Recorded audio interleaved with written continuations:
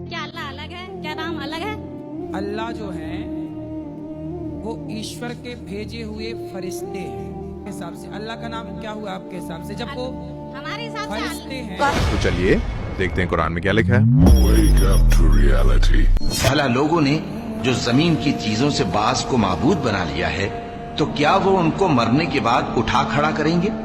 अगर आसमान और जमीन में अल्लाह के सिवा और माबूद होते तो जमीन और आसमान दरहम बरहम हो जाते। जो बातें ये लोग बनाते हैं तो अल्लाह जो मालिक अर्श है उन बातों से पाक है। वो जो काम करता है उसकी पुरसिश नहीं होगी, और जो काम ये लोग करते हैं उसकी इनसे पुरसिश होगी। कहो कि वो माबूद बरहक जिसकी मैं इबादत करता हूँ अल्लाह है, वो एक है।